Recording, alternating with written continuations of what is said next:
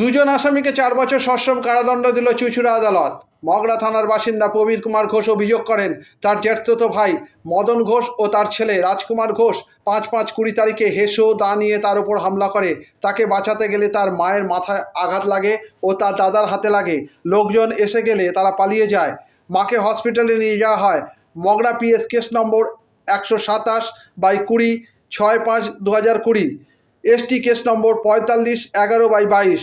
আস্থার রায় বেরোলো 341, 324, 307 ও 34 ধারায় কেস হয়। সরকারি আইনজীবী ছিলেন additional PP Hooghly Subrata Bhattacharya. First additional session জাজ হুগলি সঞ্জয় শর্মা দোষীদের 4 বছরের কারাদণ্ডের আদেশ দেন। এই ব্যাপারে অ্যাডিশনাল পিপি হুগলি সুব্রত ভট্টাচার্য জানান। চুঁচুড়া থেকে প্রবীর ঘোষালের রিপোর্ট।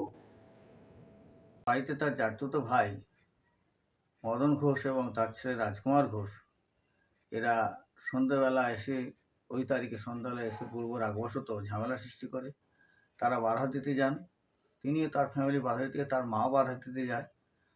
তার ফলে ওরা তার মায়ের মাথায় হিঁসর কোপ মারে। মা রক্তাক্ত জখম হয়ে হসপিটালে ভর্তি হন, চিকিৎসাধীন হন।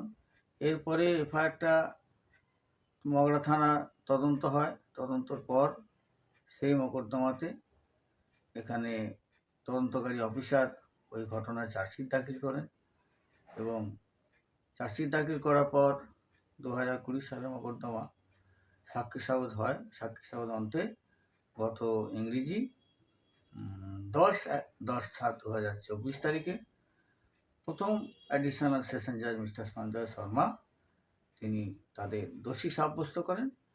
আজ ইংরেজি 11/7/2024 তারিখে তাদের আদালতে তোলা হয় এবং আদালতে মিস্টার সঞ্জীব শর্মা, যিনি ফার্স্ট অ্যাডিশনাল সেশন জাজ, তাদের সাজা শোনান। 324 ধারা মতে ওদেরকে 2 বছরের সাজা দেওয়া হয় এবং 1000 টাকা জরিমানা করা হয়। 307 ধারাতে ওনাদের বিরুদ্ধে 4 বছরের সাজা ঘোষণা করা হয় এবং 2000 টাকা জরিমানা হয়। 325 ধারা আরও 15 দিনের সাজা ঘোষণা করা হয়। এই সাজা একসঙ্গেই চলবে এরকম আদেশ দেন আমাদের অনারেবল জাজ। এই অবস্থায় আমাদের যেটা বক্তব্য, সেটা খুব কম সময়ের মধ্যে পুলিশের ভূমিকা খুব সুন্দর, পুলিশ খুব সুন্দর তদন্ত করেছে এবং খুব কম সময়ের মধ্যে এই মামলা চার্জশিট দেওয়ার ফলে এই মোকদ্দমায় খুব কম সময়ের মধ্যে দোষীরা শাস্তি পেল এবং যিনি কমপ্লেন্ট তিনিও সুবিচার পেলেন। এই আমার বক্তব্য। স্যার, আপনার নামটা? Subrata Bhattacharya, additional public prosecutor Hooghly.